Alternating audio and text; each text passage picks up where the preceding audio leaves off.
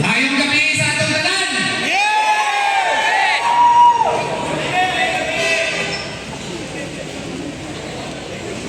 Una sa tanan, akong pagyukbo sa atuang pinalanggang kapitan para masanggit, no? Sa pag-organize ni Ining Inday Sara Duterte 2028 movement. Actually, una, mga yung pasaylo nga na-late ko. Pero siguro makasabot mo dahil kayong balita karon, di ba? Ang unang balita, nigawas ka ganina, nandunan na kunoy, warrant of arrest against kay Senator Bato de la Rosa. No? Nigawas na ko ng balita na nag-change of lawyer ang atuang pinalanggang si Tatay Digong, nag-withdraw si Nicolas Hoffman. So, isip usa ka lumulubyo diri sa Davao, isip usa ka Pilipino, isip abogado nilang duha, no? Labi na sa atong kaso dito sa Korte Suprema, we have to verify. Nangita tag paagi, atong i-verify kung tinuod ba yun na doon na warrant of arrest against kay Senator Bato de la Rosa. Sumotong nadugay ko mangayo ko ninyo og dispensa. Okay?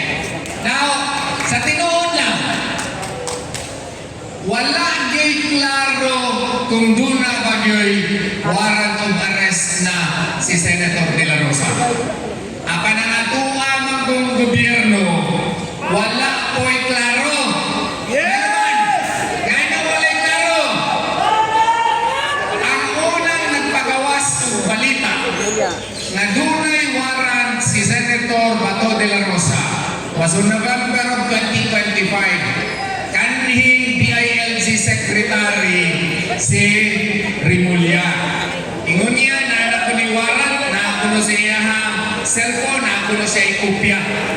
Tungod niya to, tungod kay DOJ Secretary siya, subsequently he became an ombudsman. Kinsa bagoy dili mo tuo nga naa na siya warrant, opisyalis siya sa gobyerno. Mao ka na nga ang ilahang pod nga mga pulisiya, ang DOJ musulti nga under Section 17 of 9381, ingon nila nga kung doon na warrant of arrest kuno, kinahanglan nga dakpon dayon ang tao o ipadala dito sa Netherlands, sa ICC. Unsa na lang mahitabo sa atong konstitusyon? Unsa na lang mahitabo sa atong sa ilahang Article 50 sa ilahang Rome Statute? Mao gani na nga ang atoa dinhi atong yung ipaklaro kung unsa bagay baruganan sa gobyerno. Tungod kay kung mangutana ka sa DFA, lahi pod ang ilahang proseso. Di kinahanglan kita na duna kadyo'y klaro nga pulisiya diri sa atuang nasod. Ato sigurong hangyoon isinggit dito sa gobyerno nga duna kita'y klaro nga pulisiya as to how to deal with foreign warrants of arrest. Tungkol kay nga no, ang ICC dili kini siya Kortes Pilipinas. Korte ni siya of last resort. Meaning, kini siya pwede lamang dunay jurisdiction kung ang atuang korte dili na mo function or dili siya mo uyon or dili siya kaya na nga mo render justisya sa Pilipinas. Apan sa Pilipinas, update o kuskan kayo ang atuang judicial system. Mao nga, walay rason ngano ang ICC mo continue mo padayon sa iyang jurisdiction. O gani kami, among tubagon ang report. Kung tinuod man ang ilahang gisulti karon sa gobyerno na naanagyo'y warrant kung tinuod na, among hagiton, hangyoon na lang ang gobyerno to clear out or to speak to the public with truthfulness. Unsa ba yun ang inyong pulisiya? Shall we respect Philippine court processes? Ato bang respetuhon ang due process? Ato bang hatagan o panahon ang akusado nga duna siya judicial remedies diri sa Pilipinas?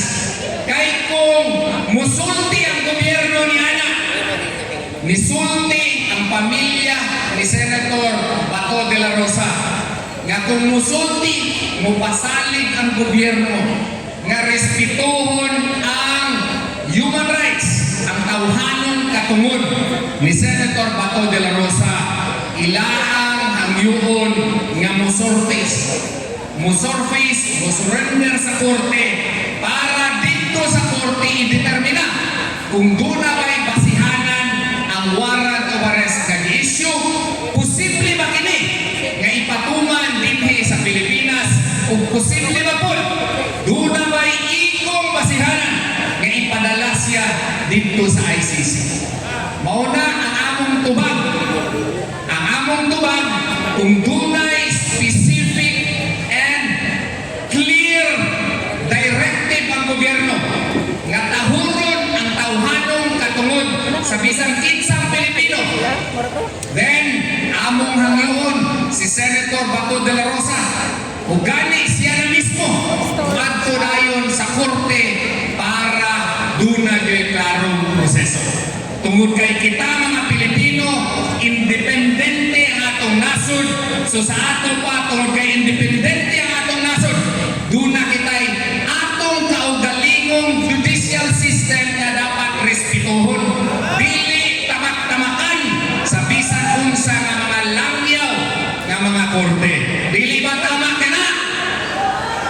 O gani ako po untang hangyoon ang atong Korte Suprema nga unta desisyonan ta ang atong petisyon na pagipang-file dito sa Korte Suprema mahitungod sa pagdakop, pagkidnap kang Tatay Digong o ang plano na pagkaroon na pagkidnap kang Tatay Digong.